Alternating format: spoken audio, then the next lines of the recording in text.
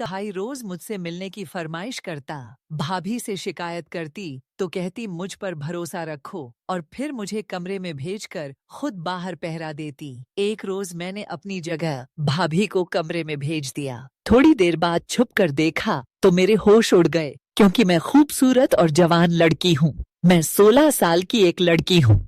हर लड़का मेरी खूबसूरती पर मरता है, मगर मेरी भाभी का भाई कुछ ज्यादा ही मेरा दीवाना हो गया था और कुछ दिनों से हमारे घर रहने आया है। वह नौकरी की तलाश में था, मगर मुझसे मिलने के बाद अपनी तलाश करने लगा। सबके लिए खाना मैं ही बनाती थी। भाभी का भाई तीसरी मंजिल पर रहता है। मेरे भाई ने उसे वहां शिफ्ट किया हुआ था। भाभी ने मुझसे बोला, जाओ प्रिया, नितिन को खाना दे आओ, वह भूखा होगा। मेरी भाभी ने मेरे हाथ में चाय का कप थमाते हुए कहा, मसुआ के। मैं जी भाभी कहकर ऊपर चली गई। मैं नितिन के कमरे में जाने से डर रही थी, क्योंकि वह मुझसे तन्हाई में मिलने की फरमाइश करता था और मैं उसकी वह फरमाइश पूरी नहीं कर सकती थी। बहरहाल अपने डर पर काबू पाकर मैं कमरे में दाखिल हुई। नितिन पंखे के नीचे बैठा हुआ था। मुझे देखकर फौरन खड़ा हो गया और खुश होकर बोला, मैं तुम्हारा ही इंतजार कर रहा था। प्रिया, आओ मेरे पास बैठो, हम दोनों बातें करते हैं और फिर बातों ही बातों में तुम्हारा मूड हुआ तो वह भी करेंगे। जिस काम के लिए मैंने तुम्हें बुलाया था, मैं तुम्हें खाना देने आई हूँ। चुप करके खा लो। खाना और चाय का कप मैंने मेज पर रखा और सख्त लहजे में कहकर वहां से जाने लगी तो नितिन ने मुझे कलाई से पकड़कर मुझे अपने करीब कर लिया। हम दोनों का बदन जुड़ा हुआ था। वह बोला, प्लीज कोई शाम मेरे नाम कर दो, तुम्हें पाने के लिए तड़प रहा हूँ। नितिन, मुझे छोड़ो। मैंने मुश्किल से खुद को उसकी गिरफ्त से आजाद करवाया और भागकर अपने कमरे में चली गई और उसी के बारे में सोचने लगी। इतने में मेरी भाभी मेरे पास आई और बोली, क्या हुआ प्रिया, तुम परेशान दिखाई दे रही हो? तुम तो नितिन को खाना देने गई थी ना, कुछ हुआ है क्या? मैं बोला, भाभी वह आपका भाई खाने की जगह मुझे खाना चाहता है। जब से आया है मुझे अपने साथ वह सब करने पर मजबूर कर रहा है। उसे समझाइए ना, मैं उसका नहीं लेना चाहती। मैंने भाभी से नितिन की शिकायत लगाई तो वह हंस पड़ी और बोली, अरे पागल, तुम इतना डरती क्यों हो? नितिन के साथ कर लो, मजा आ जाएगा तुम्हें। एक बार कोशिश करो, फिर देखना, तुम्हारा हर दिन उसका लेने का मन करेगा। मगर भाभी, अगर किसी ने हमें करते हुए देख लिया या भैया को मालूम हो गया तो मेरा क्या होगा? मुझे भाई से डर लग रहा है। मुझ पर भरोसा रखो प्रिया, तुम जब मेरे भाई के साथ कर रही होगी तब मैं बाहर खड़े होकर पहरा दूंगी। कोई आया तो मैं बता दूंगी। भाभी ने कहा और मुझे जबरदस्ती नितिन के कमरे में भेज दिया और खुद बाहर से दरवाजा बंद कर दिया। मैं बहुत डर रही थी, क्योंकि यह मेरा पहली बार था। पहली बार क्या होता है और कैसे होता है मैं नहीं जानती थी। मुझे अपने पास देखकर नितिन मुस्कुराने लगा और फिर मुझे अपनी बाहों में लेकर बैठ गया और मेरे ऊपर आकर मेरे साथ खेलने लगा। मुझे बहुत तकलीफ हो रही थी। उसने मुझे 3.5 घंटे बाद अपनी मर्जी से छोड़ा था। मेरी हालत बहुत खराब हो गई थी। मुझसे ठीक से चला भी नहीं जा रहा था। हमारी आवाजें बंद होने पर भाभी समझ गई थी कि हम अपना काम खत्म कर चुके हैं।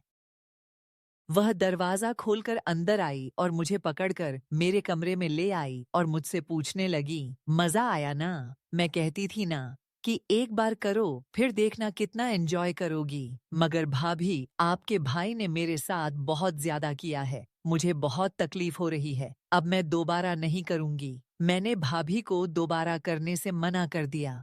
मुझे यह बताओ, तुम्हें मजा आया या नहीं? भाभी ने सवाल किया।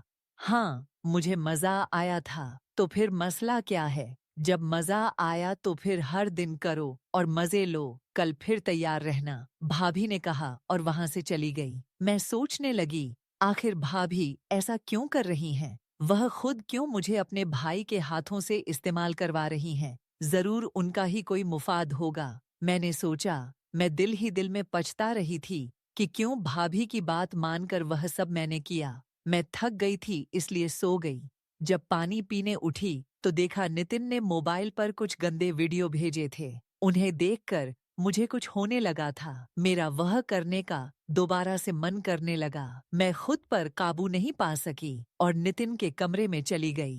रात के 3 बजे अपनी भाभी को चोरों की तरह भाई के कमरे से निकलते हुए देखकर मुझे शक होने लगा कि कहीं वह छुप छुप कर मुझे देख तो नहीं रहे थे। मैं वापस अपने कमरे में चली आई और सो गई। मेरे भाई सुबह 9 बजे ऑफिस चले जाते और रात 10-10 बजे वापस आते थे। सुबह उठकर मैंने भाभी से पूछा कि आप रात को नितिन के कमरे में गई थी। उन्होंने झूठ बोला कि नहीं, मैं नहीं गई। मुझे पूरा यकीन हो गया था कि जरूर उनके दरमियां कुछ हैं। भूल जाओ इन सब बातों को। यह बताओ रात के वक्त करोगी कि दिन के वक्त? वो खुद ही कहती हैं कि दिन के वक्त कर लो, गर्मी में और ज्यादा पसीना बाहर आएगा। भाभी ने बात घुमा दी और मुझसे पूछने लगी कि मैं कब उनके भाई के साथ करूंगी। दिन में कर लेते हैं। रात को आपके भाई ने वीडियो भेजी थी तो मैं गर्म हो गई थी। मैंने शर्माते हुए कहा तो वह हंस पड़ी और बोली, अच्छा ठीक है, तुम अपने कमरे में जाओ, मैं उसे भेजती हूँ, आज तुम्हारे कमरे में करेगा वो। मैं अपने कमरे में चली गई। कुछ देर बाद नितिन भी मेरे कमरे में आ गया और उत्साहित हो गया। फिर हम दोनों के बीच वह शुरू होने वाला था। जब मैंने उससे पूछा कि वह सिर्फ मेरे साथ ही क्यों करता है, और भी लड़कियां हैं उनके साथ क्यों नहीं करता, वह कहने लग, तुम में मुझे कुछ खास नजर आता था, इसलिए तुम्हारा पीछे वाला हिस्सा ज्यादा बड़ा है। मुझे यह बहुत अच्छा लगता है, इसलिए मैं तुम्हारे साथ करने के लिए तड़प रहा हूँ। उस दिन पीछे से काम नहीं किया था, आज पीछे वाला हिस्सा भी पूरा करेंगे। नहीं, मैं वह हिस्सा नहीं दूंगी। मुझे भाभी ने बताया था कि वहां करने से बहुत ज्यादा दर्द होता है, इसलिए वह भूल जाओ। मैंने डरते हुए कहा, मगर वह नहीं माना। वह अपनी मर्जी करते हुए पिछले हिस्से से काम शुरू कर देता है। मैंने भाभी को आवाजें देना शुरू कर दी कि वह मुझे इस तरीके से करने से बचा ले, मगर उन्होंने मेरी एक न सुनी। 4 घंटों बाद उसने मुझे छोड़ा। मेरी हालत बहुत खराब थी। मैंने सोचा था कि आज के बाद नितिन को अपनी नहीं दूंगी। नितिन के जाने के बाद भाभी कमरे में आई और कहने लगी, देखी मेरे भाई की जवानी। भाभी, हम सिर्फ दिन में ही क्यों करते हैं, रात के समय क्यों नहीं करते? सब लोग तो रात में करते हैं न? मैंने उनसे पूछा। मेरे सवाल पर वह परेशान हो गई। मैं दोबारा बोली, मुझे तो लगता है नितिन रात में किसी और के साथ करता है। नहीं, ऐसा कुछ नहीं है, तुम अब रात में कर लेना, इसमें कौन सी बड़ी बात है। इतना कहकर भाभी वहां से चली गई। मैंने सोच लिया था अब अगली बार नितिन के साथ नहीं करूंगी, बल्कि भाभी से करवाऊंगी।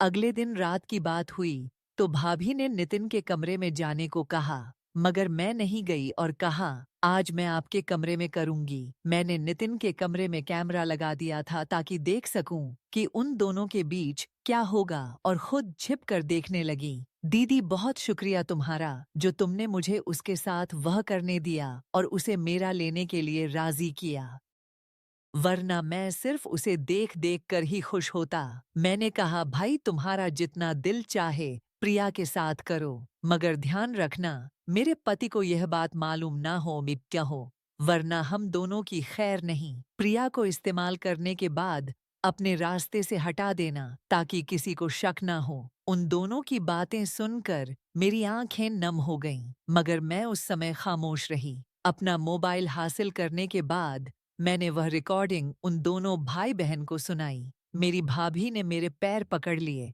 और बोली, अपने भाई को कुछ मत बताना, वरना वह हम दोनों को जान से मार देगा। मैं तुम्हारी शादी नितिन से करवा दूंगी, मगर तुम यह सच किसी को नहीं बताना। मेरी भाभी बहुत डर गई थी।